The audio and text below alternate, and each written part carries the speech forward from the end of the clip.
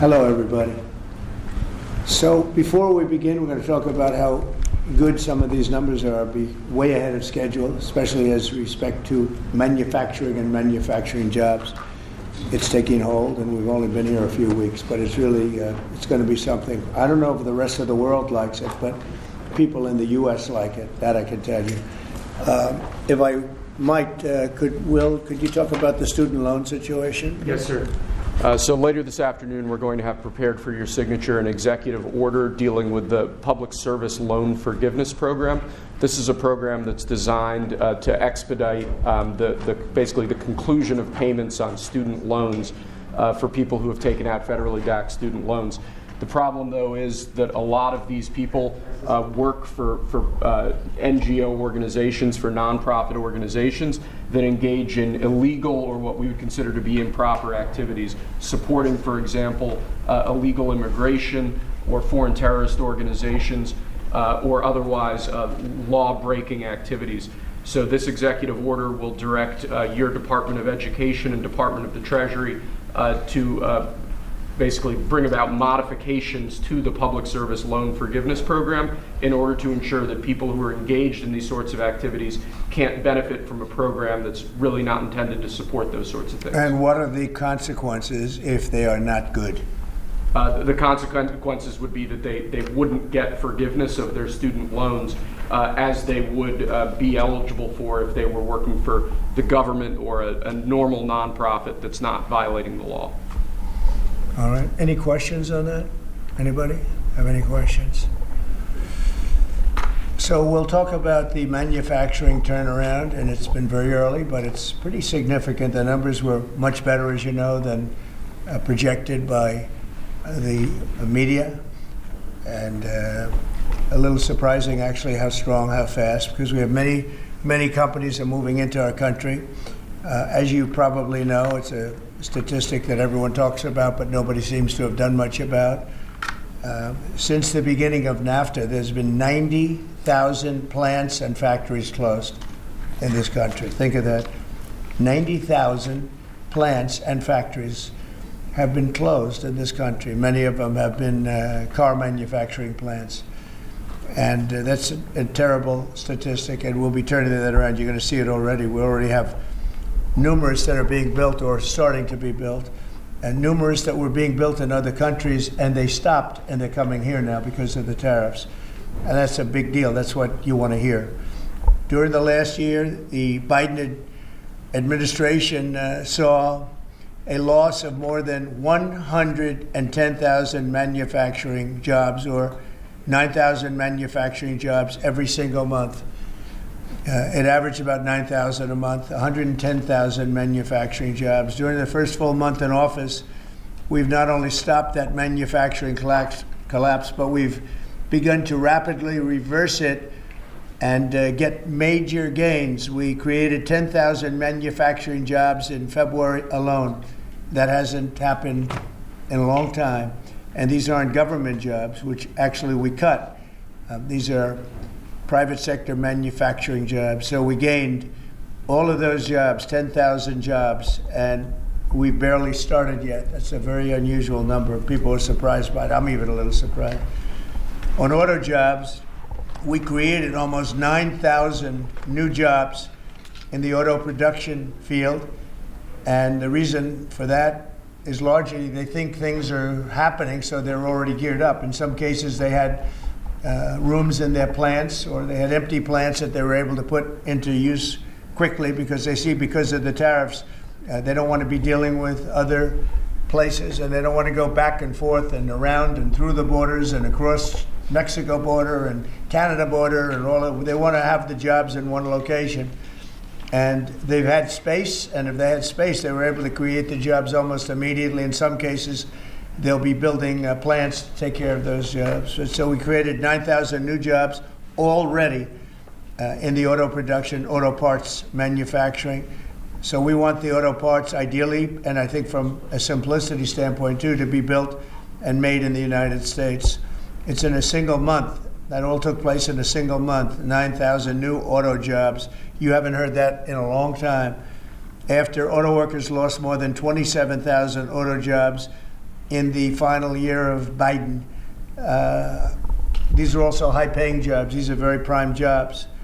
The ISM Manufacturing Survey and the S&P Manufacturing Survey have also confirmed that our administration is presiding over a brand new domestic manufacturing boom after major collapse under Biden. It was a collapse. All he did is keep adding new government jobs, which are not the jobs you want. We're trying to shrink government and grow the private sector. That's what we've been doing.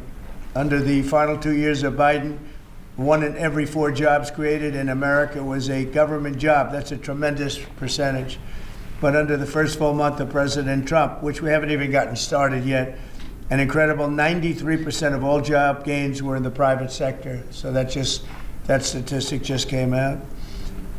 Big gains for native-born Americans. For the first time in 15 months, the job gains for native-born Americans, for American people born in America, exceeded job gains for migrant and foreign-born workers. This is the first time that's happened in more than 15 months. Employment for native-born workers went up by 284,000, while foreign-born workers went down by 87,000. Now, you've heard the same stat where foreign workers were taking up all the jobs or almost all the jobs. In some cases, literally all of the jobs. And now it's 284,000 native-born jobs here, people born in our country, 284,000, while foreign-born workers went down by 87,000. First time that's happened in a long time.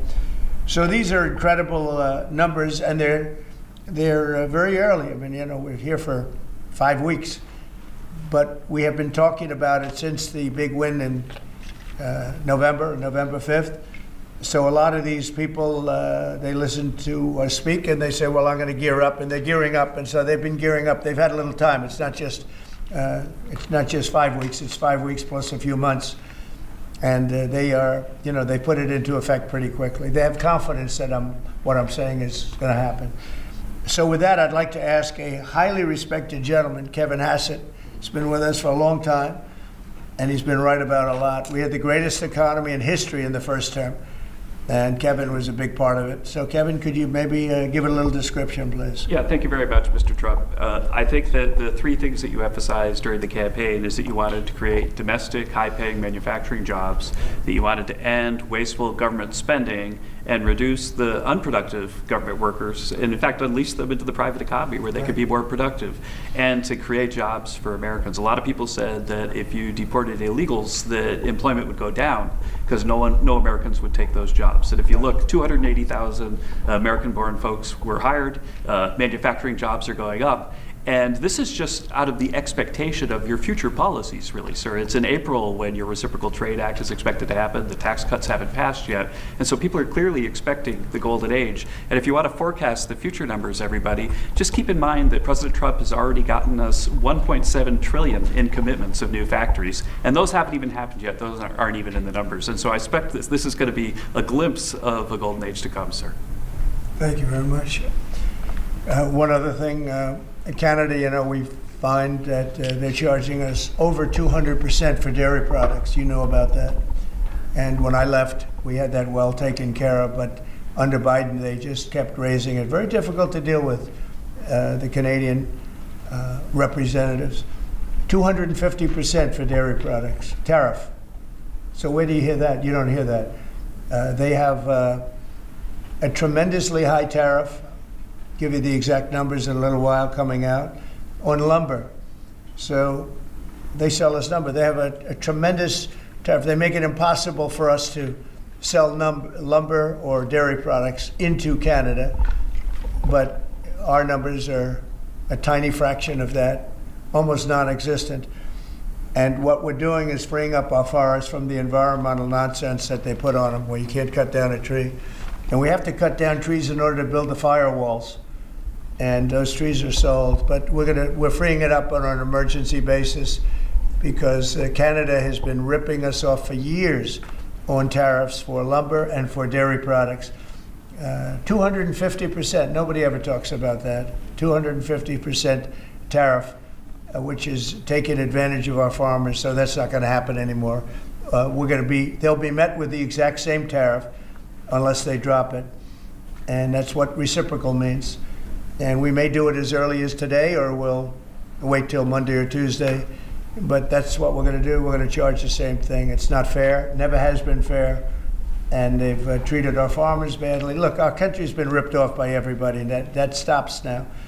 I had it stopped in my first term, and we're going to really stop it now, because this has been very unfair. Our country, from an economic standpoint, a financial standpoint, and a trade standpoint, has been absolutely ripped off by almost every country in the world. Canada, Mexico, and then you just go right down the line. India charges us massive tariffs, massive. You can't even sell anything into India. It's almost restrictive. It is restrictive. You know, we do very little business inside.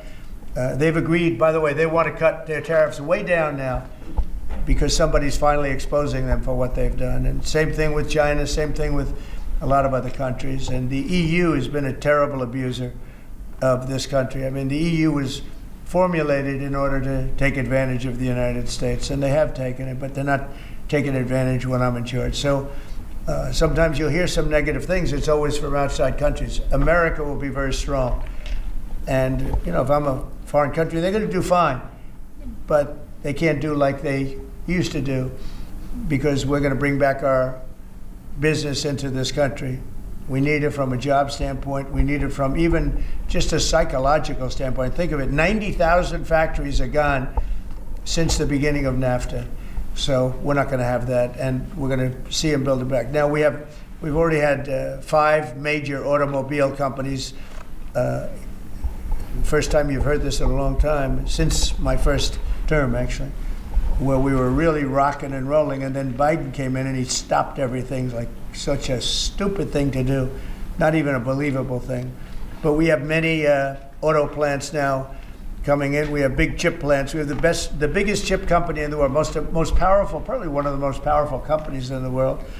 Wouldn't you say, Kevin? And he's coming in, and they're building one of the largest chip plants in the world. That'll be done in Arizona, mostly in Arizona. And that'll give us a big percentage. That one plant will give us a big percentage of the chip market, something we have very little of. You know, we used to have Intel, and Intel was run by a man named Andy Grove. And Andy Grove was a tough, smart guy. I used to read about him when I was a young man, and he did an incredible job. He really dominated the chip business. And then he died, and I guess they had a series of people that didn't know what the hell they were doing, and we gradually lost the chip business, and now it's almost exclusively in Taiwan. They stole it from us. They took it from us, and I don't blame them. I give them credit. I blame the people that were sitting in this seat, because they allowed it to happen. We could have protected that so easily. But so we had the chip business, and now it's all in Taiwan, almost exclusive, a little bit in South Korea, but mostly in Taiwan. And it's very important. Everything you do, everything you touch is now about chips. The brake of a car, cars have chips all over the place. I was reading an article the other day where they talk about the brakes of a car are loaded up with chips. Who would think that a brake has a chip in it? But it's all about chips. So that was a big thing. And they'll be investing hundreds of billions of dollars in this country, and we'll be taking back a big, big portion of that industry. We have others coming in too. But a lot of car manufacturers are coming in, and they're coming in fast. And one of the reasons you see these numbers, and again, Kevin said it, and I said it a little bit, but the fact that they know I won the election, so after I was president-elect, they assumed that I was going to do what I said, because I do what I say. And so these numbers really reflect a lot of things that took place since November 5th, right?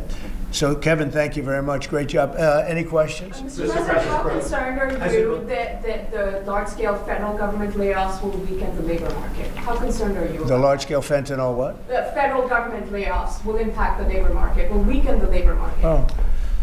No, I think the labor market's going to be fantastic, but it's going to have high-paying manufacturing jobs as opposed to government jobs. We had too many people in government. You can't just do that. We had many too many. This is for 40 years. You know, this isn't just now. This built up and got worse and worse, and they just hire more and more people.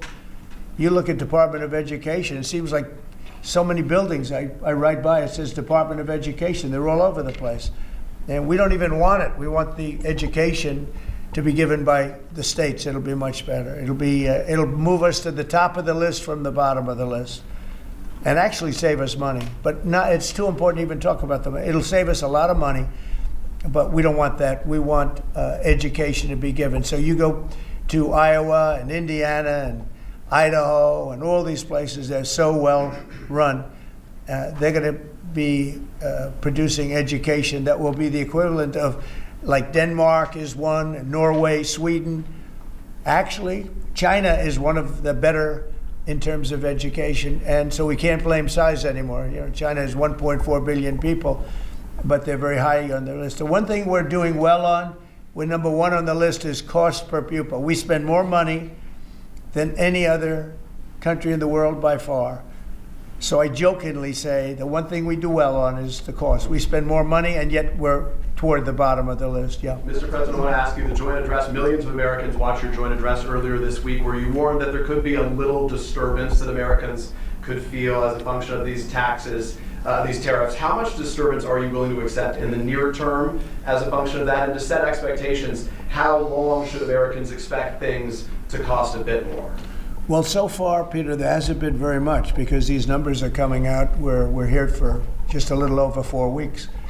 And these are fantastic numbers. I was watching some of the reports this morning. They were surprised. There could be some disturbance, a little bit of disturbance. I solved a little bit of that because I have respect for our auto companies, and I gave them a little bit of a 1-month reprieve because it was unfair, although I'm sure they'll take advantage of it. I see they're driving a lot of cars into the U.S. to try and avoid the tariffs, and they're taking advantage of it a little bit. But they called me, they asked me, they said, could they have a little bit of help? And I decided, they're American companies, USMCA, and I let them have that. But this really kicks in, the reciprocals, kicks in on, let's see, I guess the 2nd. And I wanted it to be the 1st so badly, just didn't want to be on April Fool's Day. So I made it the 2nd. That's going to cost a lot of money. That one day is going to cost a lot of money, but that's okay. But I don't see it. I don't see anything. I see good reports. I think we're going to have good numbers from the beginning. Now, globalists won't love this because this brings jobs back to America. So if they're coming back to America, maybe you'll lose some in other parts of the world.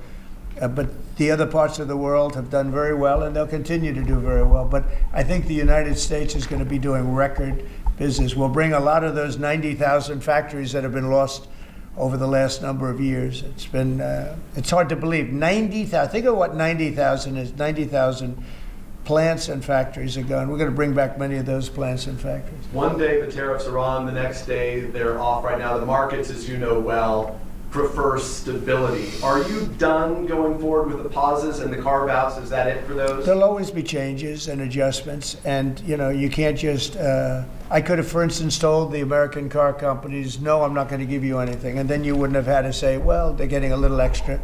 It's just a little bit of a 1-month reprieve. They're very happy about what's happening. They won't have to go across borders, and you see the zigzagging. You have a fender made in Canada, you have something else made in Mexico. We don't want that. We want it made here. But there'll always be some modifications. I mean, if you have a wall in front of you, sometimes you have to go around the wall instead of through it. But I think very little. On occasion, if we can do something, we want to help companies. We want to help companies create jobs. So I could have left that, and you wouldn't have had a minor change.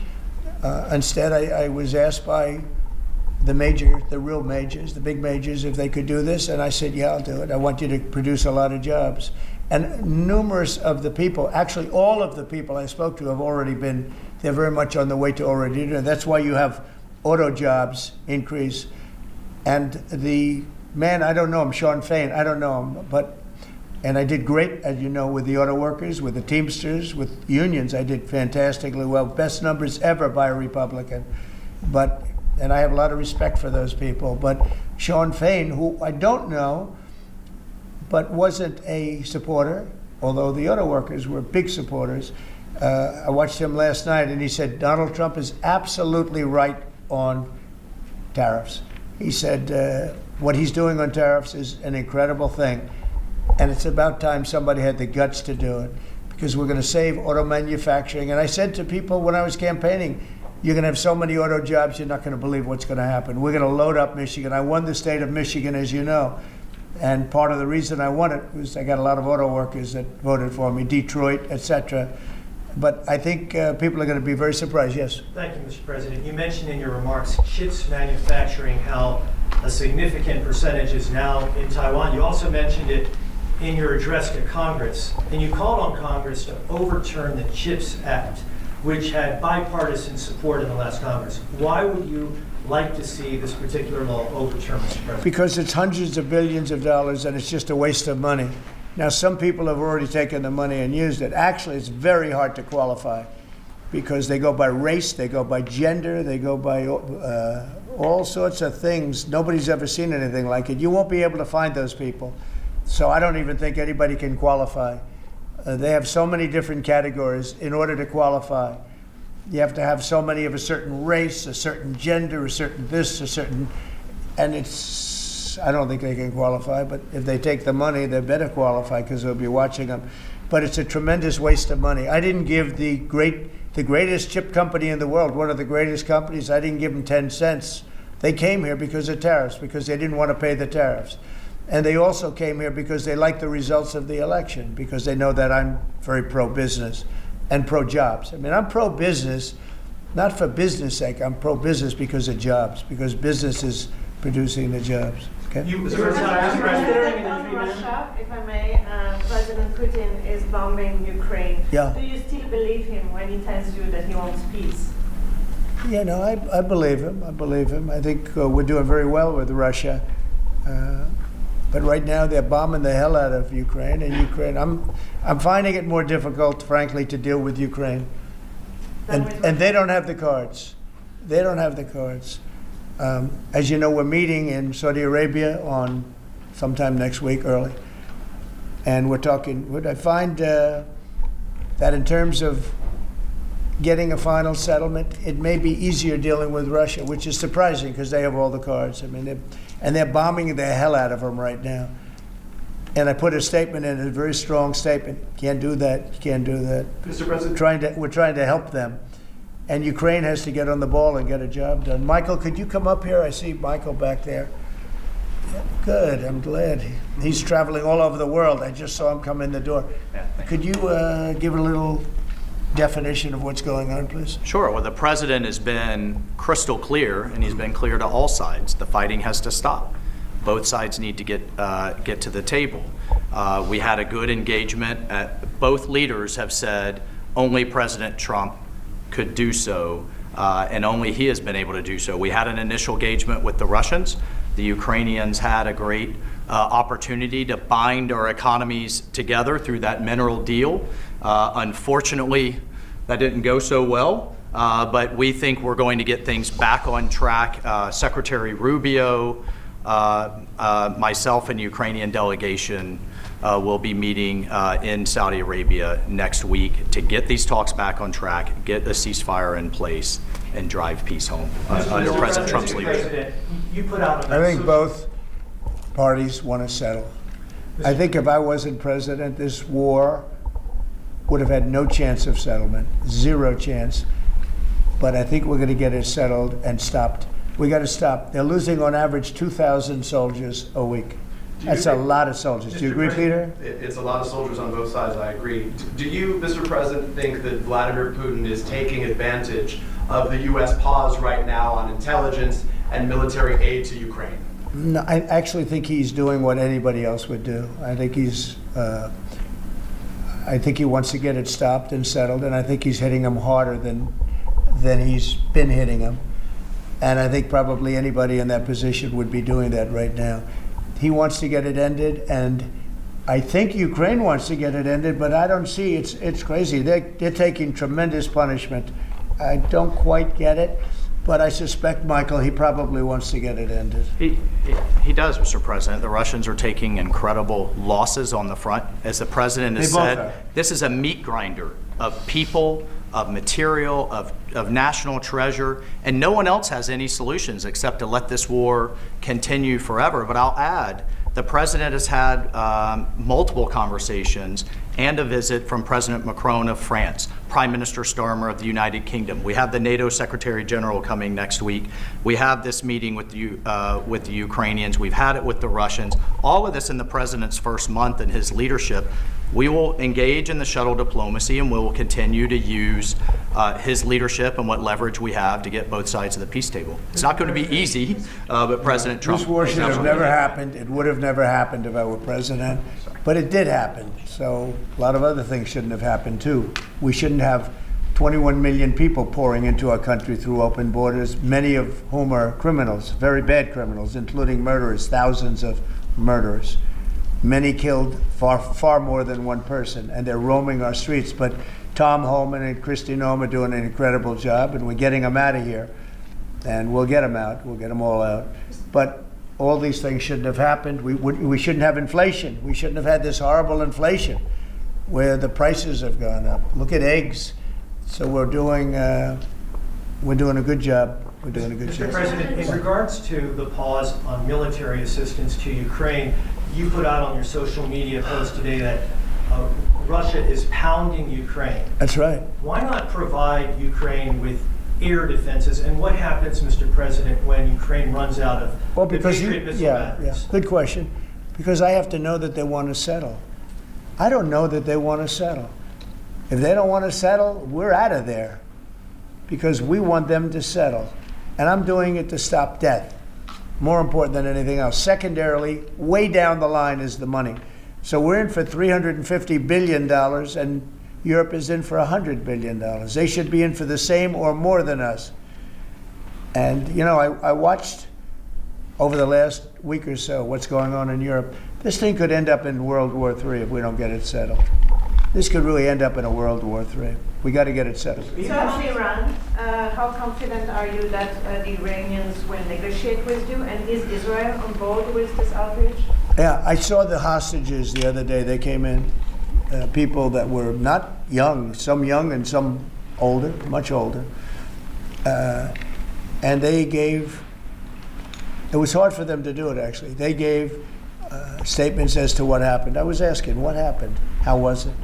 I said, did you see anybody in there that was kind, like out of the hundreds of people that you were seeing, Hamas? Did some of them wink at you and say, don't worry, you're going to be okay, or give you a piece of bread, or no? I said, were there any people that were like kind? I was shocked. The answer was nobody. There was nobody. Just the opposite. They'd be slapped and punched. One man broke his ribs. He couldn't breathe for a month. It was brutal. I was so surprised. Could you think there'd be a couple of people that would be kind, that would say, you're going to be okay, but they had none of that. It's pretty amazing. Brian? Thank you, Mr. President. He's a kind person. Well, according to the Although not to Zelensky, he wasn't. Well, you know what, that's another But to Trump, he's conversation. been good. Yeah. Go ahead, Brian. Nice tie, by the way. Thank you. Thank you. I like yours too. Two questions. One on peace. Why don't you think any other European countries are offering a peace deal? It seems like no one's come to the table for peace except for you. Yeah. It's a very good question. Sometimes questions aren't answerable. They're in a very unusual position. They don't know how to end the war. I think I do know how to end the war. Despite the Russia hoax, I've always had a good relationship with Putin. And, you know, he wants to end the war. He wants to end it. And I think he's going to be more generous than he has to be. And that's pretty good. That means a lot of good things. Because frankly, you could have made a great deal if this war never started, you could have made a great deal. I don't know that anything would have had to be given up. This was not a war that was going to start, Brian. And it didn't start. For 4 years, somebody said, well, how do we know that? Well, for 4 years, it didn't start. I used to speak to Vladimir about it. I used to speak to him about it at length. It was the apple of his eye, but there was no way he was going in. And he knew, there were going to be consequences. But it did start. I mean, think of what happened. Inflation, You have the war with Ukraine and Russia, that wouldn't have happened. October 7th would have never happened. Israel, they had no money. Iran had no money. Iran was stone cold broke, and now they have a lot of money. And that's going to be the next thing you'll be talking about is Iran. What's going to happen with Iran? And there'll be some interesting days ahead. That's all I can tell you. You know, we're down to final strokes with Iran. That's going to be an interesting time. And we'll see what happens. But we're down to the final moments. We're at final moments. You can't let them have a nuclear weapon.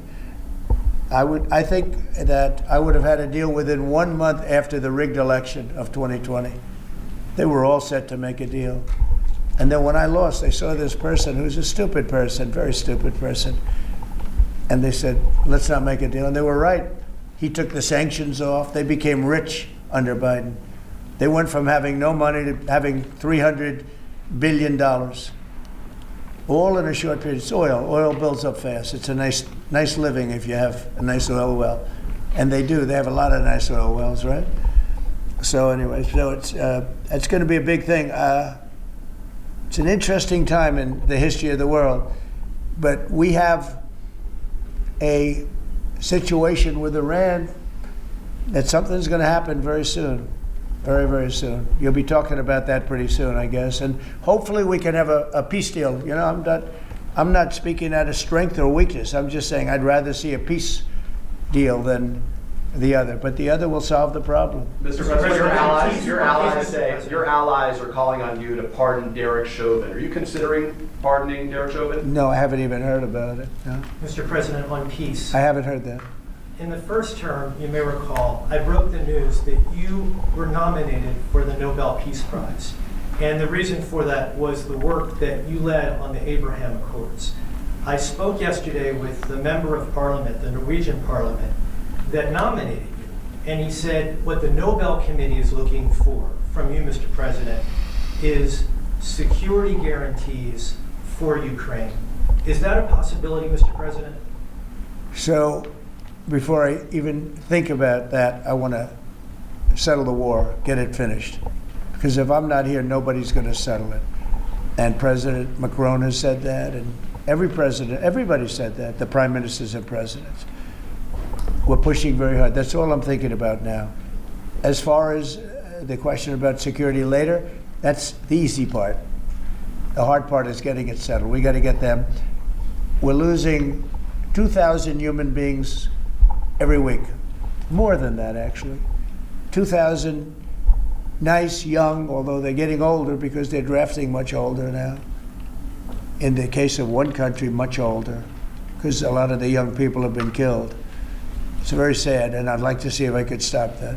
And I'd like to also see if we could stop making these massive payments from the United States. I mean, Biden gave away money like it was water, with no anything, got nothing for it. Europe did it in the form of a loan. They get their money back, we don't. So that's how we came up with the rare earth deal.